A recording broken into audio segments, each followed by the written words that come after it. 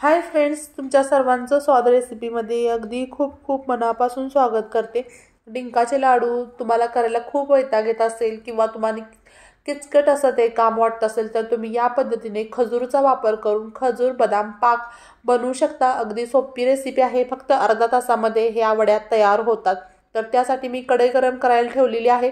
कढईमध्ये एक खोबऱ्याचा जो चव आहे तो घेतलेला आहे, सुकं खोबरं आहे हे, आणि हे गोल्डन कलरचं झालं की आपण एका बाउलमध्ये काढून घ्यायचं। आणि आता त्याच कढईमध्ये आपण 25 ग्रॅम खसखस जी आहे ती ड्राय रोस्ट करून घ्यायचे।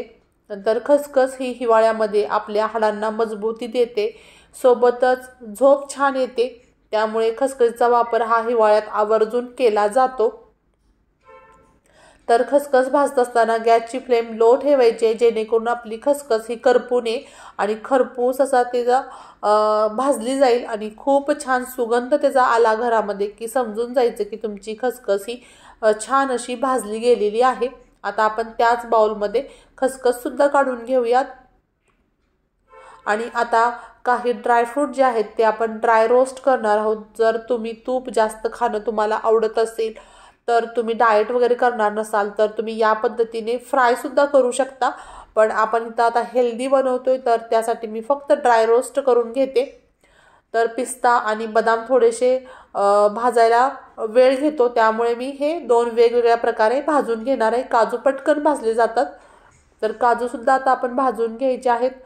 जर प्रथमच तुम्ही माझा व्हिडिओ पाहत असाल तर चॅनलला सबस्क्राइब करायचं आहे, जेणेकरून अशाच नवनवीन रेसिपीचं नोटिफिकेशन सर्वात प्रथम तुम्हाला मिळेल। आता त्याच कढईमध्ये तूप घालायचं आणि आपण डिंक मंद गॅसवरती छान असा भाजून घ्यायचा आहे। तर डिंक भाजत असताना सुद्धा घाई गडबड करायची नाही। डिंक हा व्यवस्थित असा फुलला पाहिजे, त्यामध्ये कचकच नाही लागली पाहिजे। दाताखाली आला की एकदम छान असं त्याचं फील आलं पाहिजे। आणखी कोणत्या प्रकारच्या रेसिपी पाहायला तुम्हाला आवडतील त्यासाठी कमेंट्स बॉक्समध्ये कमेंट्स करायला विसरू नका। सोबतच आपण व्हेज नॉनव्हेज अशा वेगवेगळ्या प्रकारच्या रेसिपी मी स्वाद रेसिपी चॅनलवरती जवळजवळ 450 व्हिडिओ अपलोड केलेले आहेत। सो त्या बाकीच्या रेसिपीसुद्धा पाहायच्या आहेत आणि आवडल्यास नक्कीच मला कमेंट्स करायचे आहे। आता आपला डिंकसुद्धा छान असा फ्राय झालेला आहे, तुम्ही बघू शकता।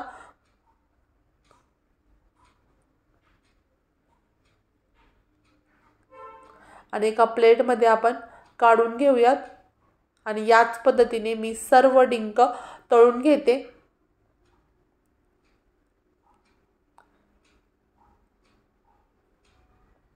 ज्यांना कंबरदुखीचा त्रास आहे त्यांच्यासाठी सुद्धा डिंक खूप छान उपयोगी असा असतो। आता मी तुम्हाला हातामध्ये क्रश करून दाखवते। डिंक किती छान आपला फ्राय झालेला आहे, एकदम बारीक होतोय। आता आपण तो मॅशरच्या मदतीने त्याला बारीक करून घेऊयात। मिक्सरमध्ये जर आपण बारीक केलं तर खूपच बारीक होतो, म्हणून मी असं या पद्धतीने पावभाजीचं जे मॅशर असतं त्यानं बारीक केलेलं आहे। आता आपण डिंकसुद्धा त्या बाउलमध्ये काढून घेऊयात आणि त्यानंतर जे ड्रायफ्रूट आहेत ते आपण ओबडधोबड बारीक करायचे आहेत। जर तुम्हाला मिक्सरमध्ये करायचं असेल तर तुम्ही करू शकता, पण आपण या पद्धतीने केल्यामुळे एकसारखं आपले ड्रायफ्रूट बारीक होतात आणि ते खातानाही खूप छान लागतं। किती सोपं आहे बघा, अगदी झटपट होती ही वडी। आता हे सर्व व्यवस्थित मिक्स करून घ्यायचं। एक ताट घ्यायचं, त्या ताटाला आधीच तूप लावून घेतलेलं आहे मी। त्यानंतर कढई गरम करायला ठेवायची, त्यामध्ये तूप घालायचं।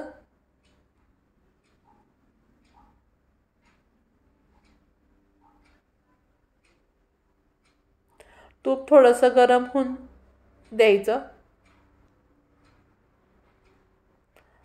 आणि त्यानंतर एक वाटी भर मी खजूर घेतलेली आहे। आता ही जी खजूर आहे ती आपण वितळवून घ्यायचे आणि आपली खजूर वितळली तुम्ही बघू शकता। तुम्ही एक 5 मिनिटं तुम्ही वेट केलं की तुमची खजूर वितळली जाती। मग त्यानंतर आपण त्यामध्ये जे ड्रायफ्रूट आहेत, जे आपण डिंक बारीक केलेला आहे तो घालायचा आणि सर्व व्यवस्थित मिक्स करून घ्यायचं। गॅसची फ्लेम मी लो ठेवलेली आहे तुम्ही बघू शकता। आता यामध्ये सुंठ पावडर घालायची, जायफळ घालायचं आणि वेलची पूड घालायची। सुंठ पावडर आवर्जून वापरा, हिवाळ्यामध्ये तुम्हाला खोकला वगैरे येत नाही किंवा कफ होत नाही। थोडंसं जायफळ सुद्धा घालायचं।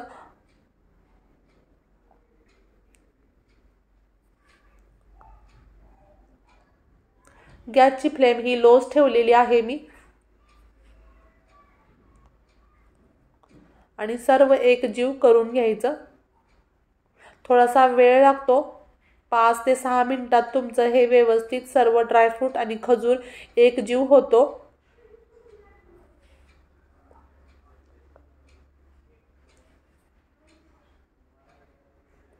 तुम्ही बघू शकता। एकसारखा हात आपला सुरू ठेवायचा आहे जेणेकरून आपली खजूर खाली लागू नये।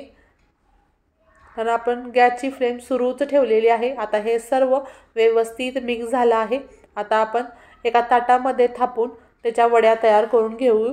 हे मिश्रण पूर्ण थंड होऊन द्यायचं नाही, गरम गरम आहे तोपर्यंतच आपण ताटामध्ये पसरवून घ्यायचं आणि सर्व व्यवस्थित पसरल्यानंतर तुम्ही 1 तास ते 1.5 तास हे मिश्रण थंड होऊन द्यायचं आणि मग त्यानंतर ह्याच्या छानशा अशा वड्या पाडून घ्यायच्या। किती सिंपल काम आहे। डिंकाच्या लाडूचं झंझट तुम्हाला करायचं नसेल तर तुम्ही या पद्धतीने खजूर डिंक पाक करू शकता। आता 1 ते 1.5 तासानंतर मी ज्या वड्या पाडून तुम्हाला दाखवते, किती छान वड्या पडलेल्या आहेत। अगदी इझिली पडतात आणि खूप सारे ह्यामध्ये ड्रायफ्रूट्स आहेत, सोबतच डिंक आहे, त्यामुळे खूपच हेल्दी हा वड्या तयार होतात आपल्या।